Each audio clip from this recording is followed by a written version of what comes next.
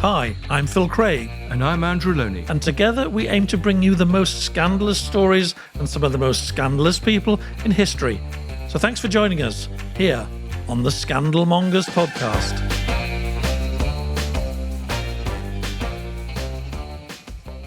Well, good morning, Andrew. Good morning, Philip.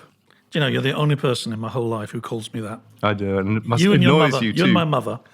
It's Phil. Well, here we are again in Scandal Central, our beautifully appointed HQ in glamorous Kentish town, North London. And I think we should ask the brilliant team who has helped us make these shows, Theo, David and Kerem, how they're feeling this morning. How are you feeling, lads? Scandalous. They're feeling scandalous, Andrew. Good. We're doing our job. We are doing our job. Well, we enjoyed talking so much last week about Princess Diana and the various stories and scandals associated with her. We've come back for more. We have. I mean, it's such a big subject. And of course, it's so topical now with the Crown and with always new stories coming about Diana. But I've got something even more exciting to say. We are going to have our very first guest. And someone who really was an insider. And when I say guest, he's not here in Kentish Town. I interviewed Patrick Jephson, who is Diana's only private secretary, a really important person in her life, and who's become a really important commentator on her life. And in the news this week, actually contradicting some of the things in the newspapers about the Crown. Yes, indeed. He wrote a very strong article defending it, actually, and saying some other very strong things, which he said to me yesterday. And we're going to play that one in. So we're going to sort of fill it ourselves with a slice of Patrick Jephson in a minute. But coming to the Crown, you've watched the first few episodes, and I've been doing some commentary on it. What do you make of it? I think it's... Okay, I think they captured the dynamics of the Charles and Diana relationship really well, and the Charles and Camilla relationship really well. Did every single scene that they portray happen? Did every line that they dramatise, was every line spoken? I don't think so. But they do what great dramatists can do. They capture the dynamics of it. And I remember in the previous series, the trip to Australia, which is a brilliant episode. And when I was doing my work on Diana, I had some particularly good sources for what was happening during that trip to Australia. And I thought they absolutely nailed it. And I think they do in the destructive phase of the marriage, if you like, which is what they're exploring in the current series. But it's such a good story and such a dramatic story. Why do they need to invent these episodes? In some ways, they dilute sometimes the story, and it confuses the viewer because the production values are so good. People are beginning to take even this invention as reality. They do go too far. I mean, Prince Philip apparently was very upset in one of the earlier series when the fact that his sister died in a plane crash was linked to him behaving badly at school. Suggestion made that she'd come to see him because of his behaviour, and that was something Philip absolutely denied ever happened. Totally untrue, absolutely. So yes, they do take liberties. Of course they do, and it's a shame. But I think by and large, especially when it comes to the things you and I have been talking about, they have done a pretty good job. I really do think that. So for those who didn't listen to the previous episode, which I recommend that you all do, we talked a lot about the briefings that went on from all sides and the biographies that were written and the programs that were made and how both Diana's camp and Charles's camp fed a series of very exaggerated stories that led to us all believing lots of things that were really quite inaccurate. But also, you talk about the camps, but there were sort of camps who were also writing about it. There was a Charles camp in terms of biographers, and there was a Diana camp too. Absolutely. The secret to understanding this is that this is a painful divorce. There's lots of spite and exaggeration, as there often is in a divorce, but it's all amplified by people taking sides in the media. And they did it because it was an amazing story, and they could make an awful lot of money with book deals. I don't blame any of the writers who did that. I mean, Andrew Morton, we talked about him last week. He had the most amazing scoop of his life. He did exactly what he said he would do. He gave Diana a chance to tell her story. And it's interesting why he was chosen. I mean, it was because he was an independent journalist and people didn't feel he would be put under pressure. He could sell it where he wanted. I think Diana felt, and rightly so, and Patrick will speak about this in a minute, that she was being quite heavily briefed against. She also knew, and we talked about this last week as well, she knew that there was a tape. She didn't know what was on it, but she knew there was a tape that could be printed and published at any time. And that would put her on the back foot in the divorce that she saw as inevitable. or the separation, I should say, she saw as inevitable. Yeah, no, I agree. This is a ticking time bomb, and this, in a sense, sets off this chain of events. And it's odd that the Crown don't deal with that in the same way. I mean, they don't talk about the tape with Prince Charles, for example. Which is I think odd. they do, actually, in upcoming episodes. I think they're doing the Camilla Gate tape. Right, but not the Squidgygate. But not the Squidgygate tape, which I think is a shame because I do believe it's the hinge point in her life. And that's because I take a view that not everybody takes, but I take a view that there was a kind of accommodation, a kind of understanding that they were both leading parallel, mostly separate lives. And that's sort of held together for most of the time. But when this tape, when Diana realised there was a tape, if we're talking James Gilby, She I makes think this preemptive strike. she does. And that triggers a whole series. I mean, I think the briefings had started before, and so does Patrick. But Then the whole thing escalates, really. well, it does, and I think we've talked a lot about Diana, and what fewer people have spoken about, and which I think is maybe going to be the focus of journalistic investigation over the coming few years, is what Charles was doing and what his camp was doing. His friends, his courtiers, what did he encourage? What did he try to stop? Did he ever reprimand anybody for going too far? I mean, the man is now the head of the Church of England, is the king. Well, and we've also got, of course, this running story about Dumfries House and how far he was involved in Fawcett's promising of honours to people who gave money. Yes. And, there's a debate, was he completely hands off, knew nothing what Fawcett was doing on his behalf, or was, in some ways, Fawcett the front man who could take the rap if anything was caught? But, I sort of feel I meet a lot of people who are 20, I meet people a lot younger than you and I. And the idea that Diana was damaged in some way, that she was incapable of doing her job properly, that the idea that she came into the marriage quite ill and her mental problems poisoned the relationship. That's very common. People say, oh, it's very sad, isn't it? But she was a bit crazy, wasn't she? Well, and I absolutely didn't. I personally don't believe a word of it. No. I know Patrick doesn't, as he'll explain in a minute. Clear in your book. But I think also it fits the theme we've been talking about, how the history is curated and the narrative is shaped, often by powerful people, to present a particular point of view. And we're trying to correct that all the time. That's right. And the idea that she suffered from a thing called borderline personality disorder, and that never came from any kind of formal diagnosis. It just came from conversations, maybe one-sided accounts of very private behaviour. And we, in the project that I did, when we had a large team of people working for 18 months, 2 years, we spoke to many mental health experts. And the idea that she had this syndrome, when you consider how she performed publicly, was kind of ludicrous, really. Well, and I think Jonathan Dibbleby realised that. I think it dropped it from his authorised biography, but it was picked up by other writers, I think. Yes, indeed. Penny Junor, who's always been very open that she believes this theory, and she's written several books about it. And we know that she received quite a bit of help from the palace. And again, I just feel it's really not generally understood that a very powerful person like Prince Charles probably did authorise, I mean, he certainly didn't try and stop people saying the most poisonous things about his wife. To be fair, people can say what they want. It's not up to him to control their behaviour. He may have helped him, it may not have helped him, may have made him feel bad. But the point is these people were free to speak. But your argument is they would have only spoken with his approval. Well, when we see Patrick's interview, you'll see his views on this. Nobody was ever dismissed from his circle. Nobody was ever reprimanded for taking part in these briefings. Clearly he felt he had to, because the public sympathy was all with Diana at the beginning of the public kind of falling out of the unravelling of the marriage. But the way they chose to fight back, the way they chose to try and paint her, I think now today we would see it as being the kind of worst example of behaviour that powerful men have often deployed against women. But he may have said, who will rid me of this turbulent priest? And someone then jumped into that space. But I don't know. I think that's perhaps a bit harsh. I think it's more than someone.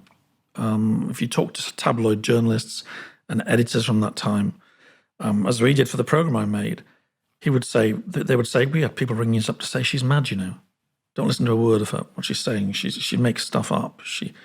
Well, I think one of the problems was that she was behaving often quite irrationally. I mean, there's 300 calls to Oliver Hoare. In some ways, they were pushing it an open door. I've no doubt. And in the latter part of her life, she certainly did display some odd behaviours, and the stalking, for that's what it was, of Oliver Hoare was one of them. And yet, even at the very end, where something like that landmine tour, she was capable of an enormously kind of impressive public performance. And she was still the big star that embassies and companies wanted. They didn't want Charles, they wanted Diana, because she was brilliant at what she did. Well, I mean, she certainly highlighted the issue very, very effectively. But I think also we didn't really talk about Panorama last week. And in some ways, if you look at the Panorama story, which is now unfolding, you can understand why she had paranoia, because she didn't know who she could trust, including people like Patrick. Well, Martin is a very clever reporter. I've worked with Martin, and we're going to do a whole programme about him, I think, on this particular scandal one day. He was one of the best foot-in-the-door merchants you'll ever work with. He was so charming. He made people feel like they were his friend. He drew people into a kind of intimate, gossipy relationship with him. And he was very good at following up. He was still enormously close to lots of people he'd done stories about years before. He had a gift for it. But he was also very clever and I think a little bit devious. He knew what was being whispered about Diana, and he fed that back to her, and he kind of, as it were, exploited the paranoia that she already felt, and made her feel that she could trust nobody, not even Patrick, who was absolutely on her side all the way. And did a terrific job for her. And I mean, in some ways, the great tragedy is if she had continued to trust him, life would have been very, very different. She'd probably still be alive. I do think so. Yes. Get viewers to write in with what they would like to hear. What are the scandals or the stories? Oh, that's a good idea. Let's do that. It would be very interesting to get some feedback. We're picking the subjects at the moment, partly things that we know something about. We'll be bringing guests into the show.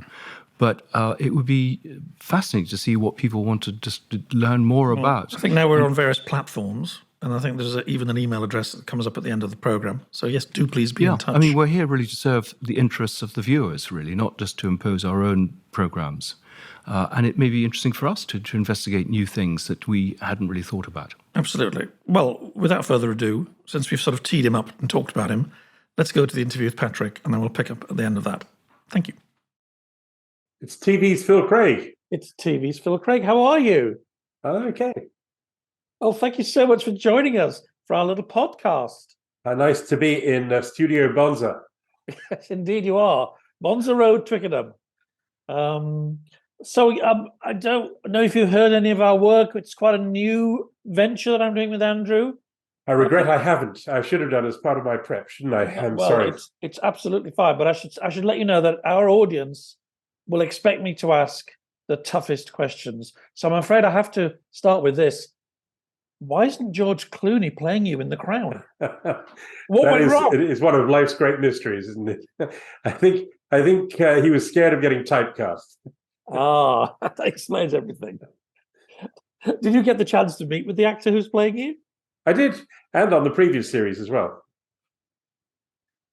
It's certainly not one of the headline parts in the series, but I'm very, very pleased with the choice. Well, no, I've only seen the first episode, but I, for one, know that you were a headline part of that story, the real story, the story that both you and I have investigated in our different ways and written about, made programs about. I should say, for those who don't know, Patrick and I worked together over many years. We've made was it a 2-part series for Channel 4? Yes. On the subject, and yep. Obviously you wrote your books, and I wrote mine.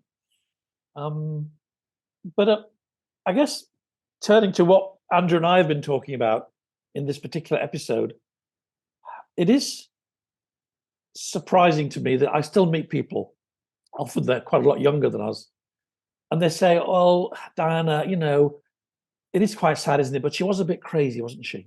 I mean, she was probably impossible." And this seems to have become a sort of settled view amongst a lot of people. You knew her professionally better than, anybody. How do you feel when you hear people say that?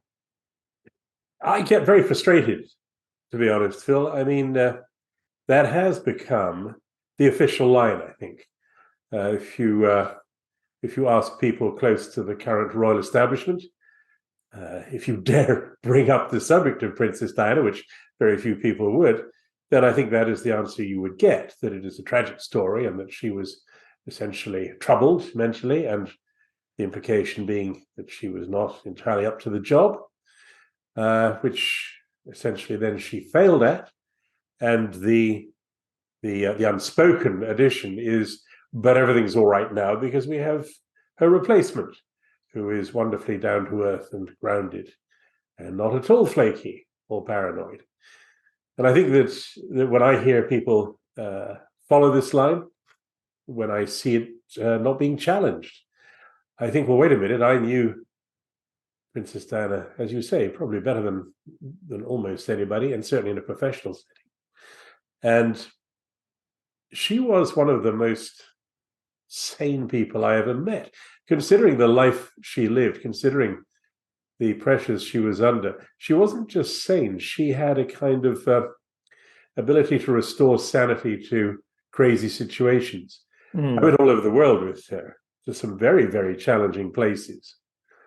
If you haven't seen Princess Diana at work in a leper hospital in Nepal, or in a drug rehabilitation clinic in Hong Kong, or for that matter at the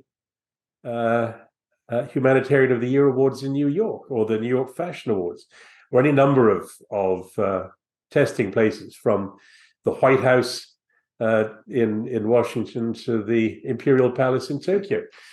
Diana was the very quintessence of sanity, of normality, but also of good humor, of self-awareness.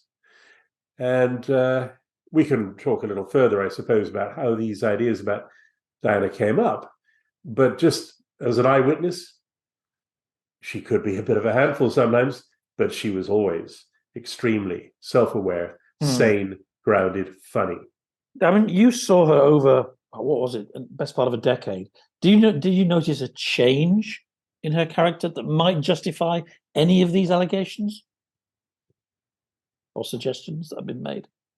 Well, what changed, of course, was she went from being, so far as the world was concerned, a happily married wife and mother, to being a discarded ex-wife and very determined mother. So that's a heck of a life change in anybody's book. So I witnessed her up close during those changes. And again, that would, I think, qualify me better than most people to give a view on her mental health throughout that time. She herself, once it became apparent that her critics were trying to smear her with allegations of mental instability, did something very characteristic, but also, I think, something that proves just how sane she was. She turned that to her advantage. She said, yes, I do have an eating disorder, for example. And she gave a speech about eating disorders. I can't think of a better definition of sanity than to have people accuse you of being nuts and stand up and make a speech about the condition that you do have, and which a lot of people do, which affects a lot of young people, particularly young women. And that, I think, is a sign of extraordinary strength, and I think shows the essential pettiness of her accusers. That's a really interesting point, and something that Andrew and I have been discussing is I wonder if the story of the War of the Walesers would have been received in anything like the same way if it was happening now, if it was happening in an age where we're much more concerned about things like coercive control. We use words like gaslighting.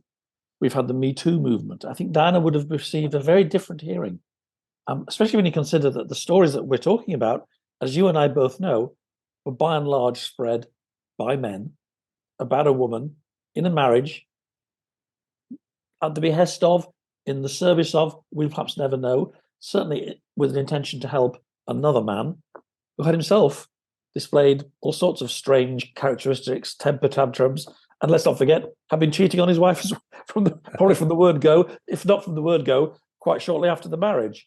So I remember she'd have got a much different. I think she'd had a very different reaction, don't you? So, well, I hope so. I remember when some of the prince's advisors were starting to spread these stories about the princess. It was characteristic of her that she turned it into a subject of humor. I can remember her starting a speech at a charity lunch, and in the papers that morning, there had been headline accusations that the prince was concerned about her mental health. She said, if I get interrupted during my speech, you have to understand it's just the men in white coats coming to take me away. That got a good round of applause, as it should. And I think shortly afterwards, there was a cartoon in one of the tabloids, the prince talking to a tomato plant and saying, I can't tell you how concerned I am about my wife's mental health. I do remember that very well. I'm remembering when we did our documentaries, you asked a lot of people a question. And these were people who had been involved in the story, maybe as reporters or as courtiers or various friends. And you said, can you think of anybody who the Prince of Wales reprimanded or cut from his circle for aggressively briefing against his wife? And do you remember what happened when you asked those questions? Yes, nobody was dropped. The prince said that his spokesman said that the prince would not countenance any of his friends or advisors criticizing his wife, but actually they did so with impunity and with increasing daring. It is a mark, I think, of autocratic regimes that they should label their critics as mentally ill. It was a feature of Stalin's Russia. The political opponents tended to end up not in jail, but in lunatic asylums. And I think it was especially significant that one of the prince's most supportive writers and biographers, Penny Junor, wrote a whole book, which was essentially a vehicle for a quack diagnosis that Diana had a mental illness. So this was not just some casual gossip. This was a systematic campaign. And I think, okay, it was a long time ago, but the people involved are all still around. The man they were supporting is now our king. And these things should not be buried. They should not be conveniently pushed to one side. They happened. In theory, they could happen again. And certainly they shouldn't pass without censure. Well, that's interesting. Of course, he's now the king. He's the head of the Church of England. It's possible if a full accounting of what was said and some of the nastier things that were said and the full background, if that was to come out, do you think it could yet raise a question mark over his status today? I don't know the answer to that, but it is a fact that aspects, for example, of the Bashir scandal have yet to come out. And it's worth re-examining that whole episode because we tend to look back on it as, particularly after the Dyson inquiry, the BBC did some reprehensible things. The reporter concerned, Bashir, has been sacked belatedly, and we can all move on. But actually, if you examine the lies that Bashir fed to Diana, the very carefully calculated way in which he set about undermining her confidence in her support system, isolating her, playing on her vulnerability, and making her easy prey for him and his ambitions, then I think it's worth examining again these allegations that Diana was in some way paranoid. Notably, after the Bashir interview, the Prince of Wales's good friend Nicholas Soames went straight on TV and said that she had galloping paranoia. Well, you know, it's only paranoia if they're not out to get you. Exactly. And what Bashir, what his plain intention was to convince her that they were out to get her. Yes. And I don't altogether blame her for giving that some credence, because there was plenty of evidence in her own experience that people were briefing against her, were tapping her phone, were hostile to her in many ways and determined to clip her wings as a princess. And she had reasonable grounds also to think that her connection to her children might be at risk during the divorce negotiations. So Bashir knew what he was doing. He was very good at it. He undermined her confidence. He undermined her ability to form decisions that she could have confidence in, and in those circumstances, to act in a rather cautious way, to be suspicious, to be, from some respects, easy to classify as paranoid, is not altogether surprising. And I think it means that we can look again at how Princess Diana has been perceived.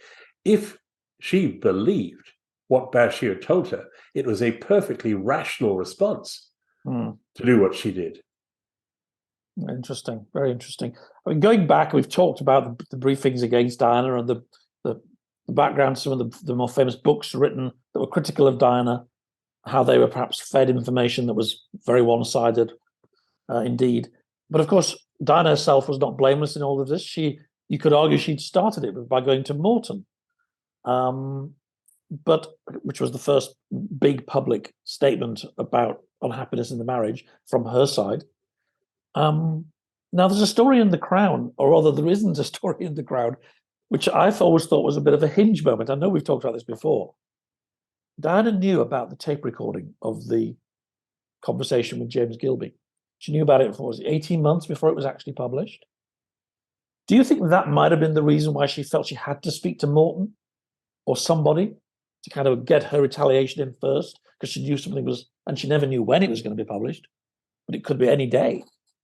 Or do you think that's not so important, really? I think if you see it from her situation, she was aware that her marriage was dead, that her husband was pursuing a very efficient and successful long-term relationship with Camilla Parker Bowles. She also knew, sadly, that her own attempts at extramarital happiness were pretty useless and not produced anything in the way of stability or happiness or contentment for her. And she was also far too aware that nobody was calling the prince to account for his conduct. Nobody in his family was calling him to account. They seemed to be complicit in what to her was a betrayal.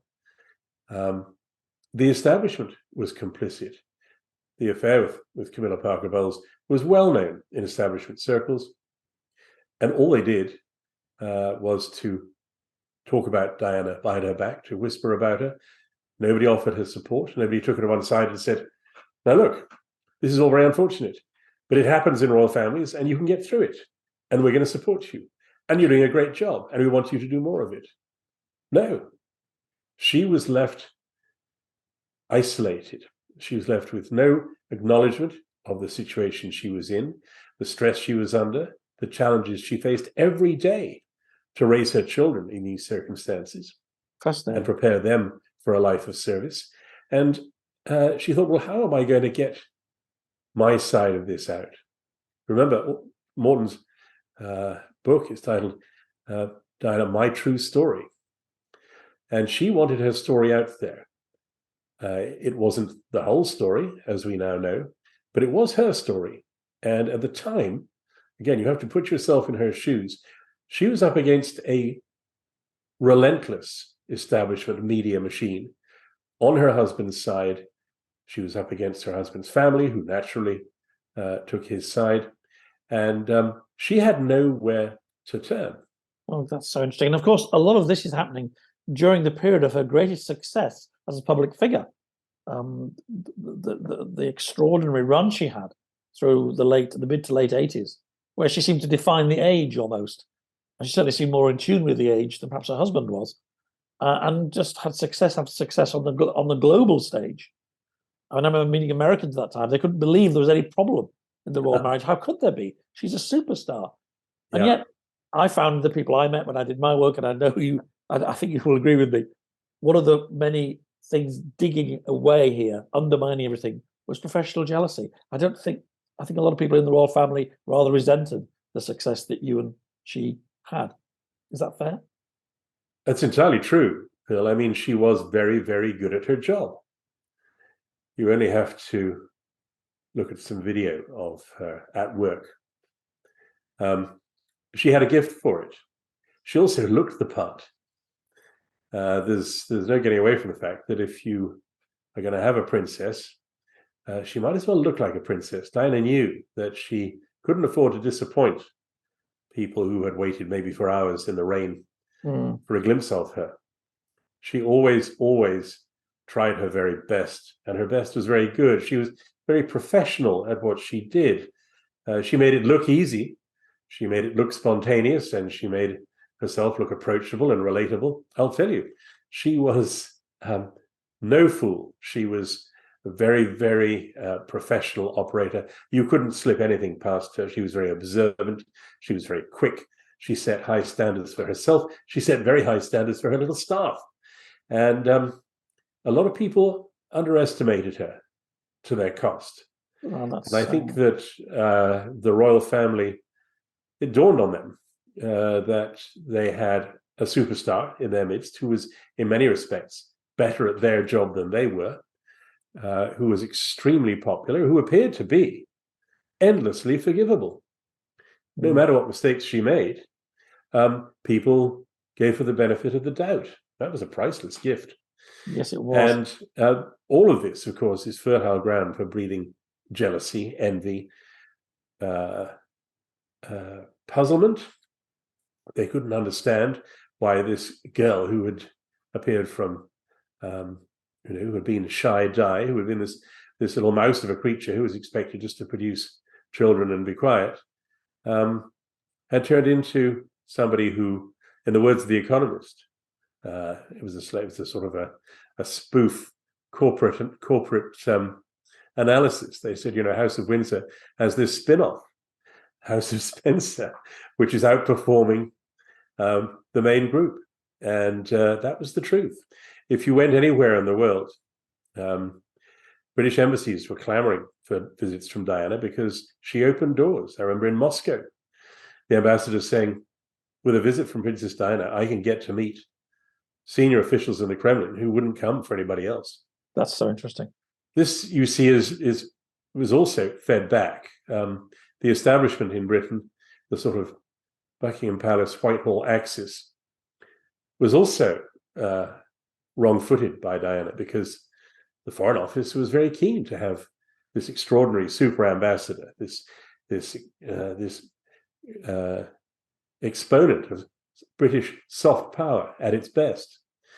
And yet they were getting mixed messages from Buckingham Palace because Diana was upstaging the rest of the royal family. You only have to look at some of the juxtapositions of photographs of Prince Charles, with an ox plowing in Mexico, and Princess Diana in Tokyo being mobbed by thousands of cheering locals. So they had a problem, and unfortunately, instead of embracing Diana as a fabulous asset, as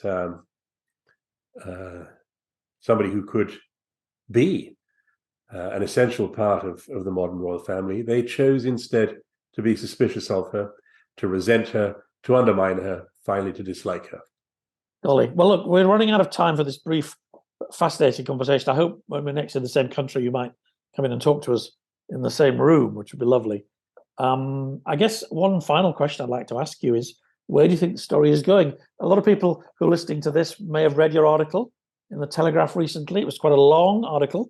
Ostensibly, it was a defense of the crown, but it was quite clear that you were saying some fairly strong things about the royal setup, and it felt to me like you felt the story hadn't quite finished. What do you think to that? Well, I know that article was certainly presented as a defense of the crown, and to an extent it was. But it was also, I suppose, a warning that if we allow the royal media machine, which is now very sophisticated, to have free rein in how we learn about our royal family, how we understand it, how we perceive its members and their ambitions and agendas, then chances are we're going to be fed a lot of soft soap. We have to retain a healthy and respectful skepticism about what we are told by palace press offices. And as with everything else, we should judge that institution by its performance the way we judge all other great national institutions that command our loyalty. Well, that's very interesting. And I look forward to talking to you again about this. I'm sorry Andrew couldn't be here. He's off pursuing something scandalous, no doubt, of his own. But we really appreciate this. And we'll speak to you soon. Thanks very It's much. been great, Phil. Thank you. Bye-bye. Bye now. So, what do you think? Well, I mean, that's amazing. That's, I think that does change. Well, I think there's some very, very interesting points that he's raised there. And in fact, has given emphasis to what you were suggesting about this, in a sense, this briefing against Diana. And, it shocks me, to be honest, that this narrative has been picked up, which is quite unfair. Well, he uses a very interesting word in that interview. He says censure. He thinks that Charles today should be exposed to censure for some of the things that were done at that time. And for somebody with Patrick's background and knowledge, that's a seriously important statement, actually. It drove me to my own archives, that conversation last night. And there was a small article in the Sunday Times in the mid-90s. And the article was headed, "Officials drew up dossier on Diana's mental state." And the article was about allegations that inside Charles's office, people were putting together data about Diana, questioning her mental health. And the last sentence was very intriguing, so I'll read it to you. Yeah. "The Royal College of Psychiatrists, of which Prince Charles is patron, issues written guidelines warning members against speculating on people they have never met." That's amazing. Yeah. Well, clearly people were doing that. I think they were. And whether they were psychiatrists themselves or other doctors or just people who just had an opinion, we maybe will never know. I think the problem is so many people were saying it that it in some ways reinforced it and made it seem authoritative.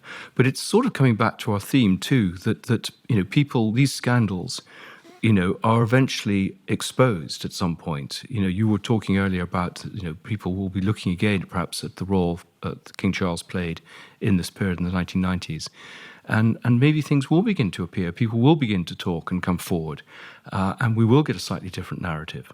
Think of the big scandals we've already touched on. Think of what happened with Bashir, what happened with Jimmy Savile, maybe one day what will happen with Lord Mountbatten. There's years of allegations, people slowly come forward, and then there is a tipping point.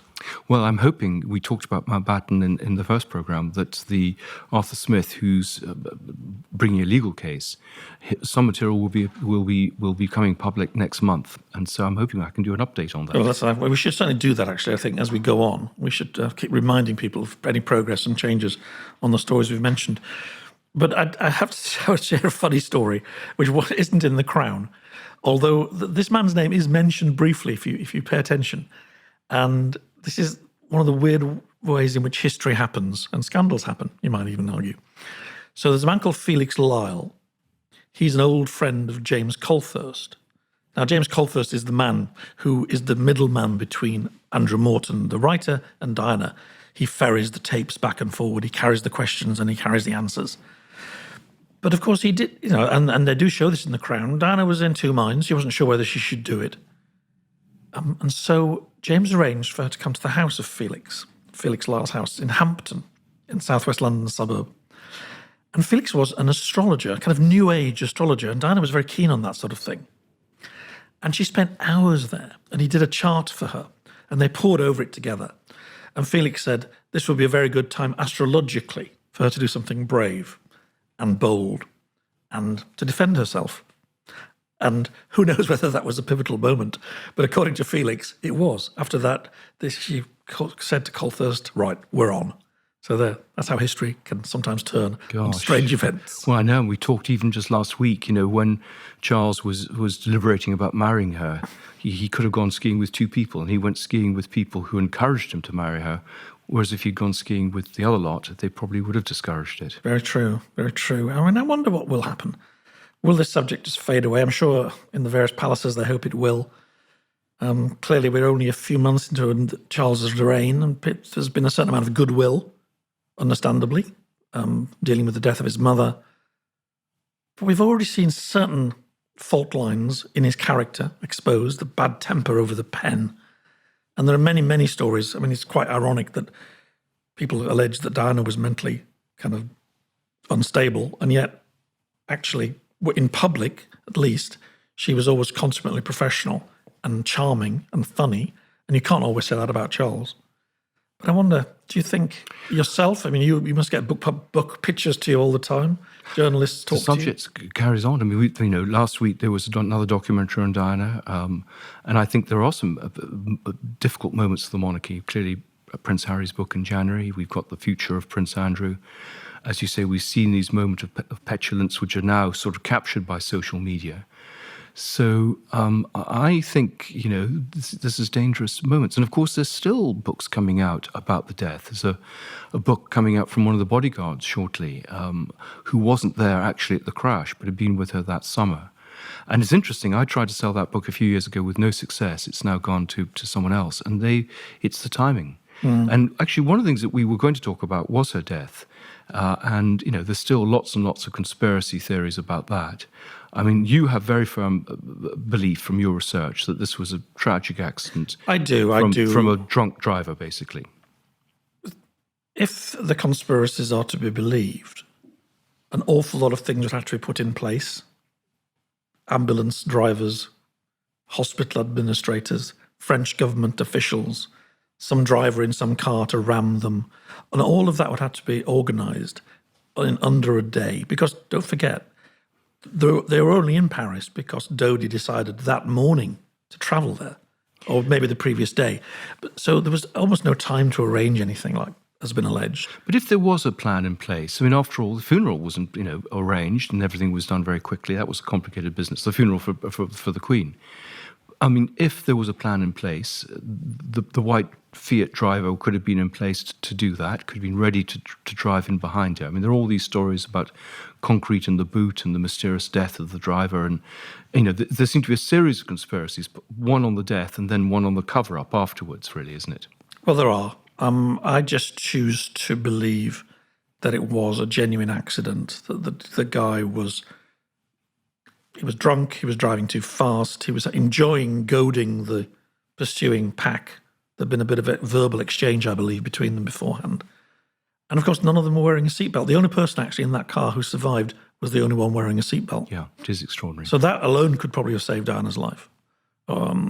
So in this case, I think the Occam's razor applies. The most likely explanation is the correct But the one. driver did seem to have links with intelligence services. I mean, he did seem to have a lot of money. It seems odd to put a driver in place who clearly had a day off and was drunk. There was no backup. There seems to be a series of mistakes were made, I think, at least. Well, this is the great tragedy, really, is that Diana, because she chose to have a divorce, which she didn't need to do, and that's partly because she chose to do the Bashir interview, which she didn't need to do. She found herself in the situation where she was relying on people like the Fayed family for her security, and everything about that day was chaotic. Dodi was a chaotic person. The people around him were marginal characters and had, yes, sold stories about people who went into the Ritz and took money from newspapers and took money, no doubt, from intelligence agencies too. But everything about it was amateurish and slapdash. And that, to me, is the real reason why she died that night. I mean, it's extraordinary too. This is what happens when rich people call the tune. That Dodi was, as you say, panicking. He was doing all sorts of stupid things, and that he wouldn't listen to bodyguards who were there to protect him and her. No, it's a great tragedy. And to be fair to Charles, and we've included a fair measure of criticism of him on this programme, he handled it brilliantly, I think. That when he flew there and he made absolutely sure that she would come back on the royal plane. Because at first it was just going to be like a private undertaking operation. That's what struck me as interesting reading your book. I mean, the Queen wanted, she was no longer a member of the royal family. The family wanted a family thing, but Charles did capture the sense of the mood. I think he was sufficiently either personally intuitive or well advised to realise this was going to be an enormously important public moment. There would be a massive outpouring of grief, and that he needed to step very carefully and show absolute respect. Yeah. To the woman, after all, who was the mother of his children and the future king. Yeah. No, it is. It is. You can see why it's become such an important subject, even 30 years on, 25 years on. I mean, the whole of these 2 episodes have been primarily about Diana and her marriage. I didn't get to talk to Patrick about this, but his verdict on Diana, which we recorded for this documentary we made, which exists in some dark corners of the internet, was that when you looked back on the whole course of her life and her marriage and her divorce, she was more sinned against than sinning, more spinned against than spinning, and more squidged against than squidging. Yes, I think that's probably a fair obituary. It's a pretty good upsum of how I feel as well. Is this a good time to talk about some of the ideas that we've got for future programs? And perhaps people can perhaps put in their own penny's worth about whether they want to hear them or not. Well, I'm looking forward to talking more about your great book on the Cambridge spies. Well, I think it fits into our theme of establishment covers up and scandal. There's still, of course, always new information coming out. There's just been a new document release with interviews, for example, with Burgess's boyfriend at the time. And there's still lots of files which are withheld. So, and even a suggestion that they found the sixth woman. Wow. So I'd be very happy to talk about that. And you're very keen to talk about the sinking of the French fleet. Well, this is most of what we've done so far has been quite contemporary. I'm quite keen to explore scandalous stories and big turning points from the past that were controversial. And having written a book on 1940, it's actually my opinion that Churchill's decision to sink the French fleet was almost as important as the Battle of Britain in terms of how Britain survived that year. I look forward to defending that position against all comers. And that's a sort of story a lot of people don't know. I mean, you're also keen to talk about Trafalgar and Emma Hamilton, aren't you? Yeah, well, I'd like to know if any of the listeners would care for us to go that far back. I mean, I'm a huge Nelson fan. I've written about him as well. And his relationship with Emma Hamilton, it was both scandalous and not scandalous. And it's a very 18th century story of kind of that mixture of the squalid and the high-minded. And the utter hypocrisy as well of the ruling class when it came to matters of sex and relationships. So that'll be a lovely one to do. I mean, there's something that isn't really establishment cover-up, but I think is still a continuing mystery, and there's a lot in the news about it at the moment, and that's whether Lord Lucan survived and indeed may still be alive. There's stories of a man in Australia who fits the Let's bill. do a Lucan one. I'd love to do that. I think Lucan fits a lot of the bits that we're interested in. And there's certainly a cover-up, I think, by his friends, many of whom are still alive. It would be good to get some of them on if we could. I think our Twitter following has breached 200, which is not bad for an account that's only a week old. Maybe I should do a Twitter poll. Andrew, Yes. do you know what a Twitter poll is? Yes, I'm sure I will. You don't know, do you? I'll do a Twitter poll and people can vote for subjects they'd like to hear us talk about. Yes, that's a good idea. Yes. All right. Well, I notice that's how Pret decide on whether they're going to have reusable cups and things. Yeah, well, what kind of sandwich you like? What kind of scandal you like? Yeah. Brilliant. We'll leave it to the public. Thanks to everybody for listening. Until then, bye-bye. Bye. Thank you for listening to the Scandal Mongers podcast. This has been a Podcast World production. You can get in contact with our show by emailing team@podcastworld.org, placing Scandal Mongers in the heading, or via our social media links within the show's bio.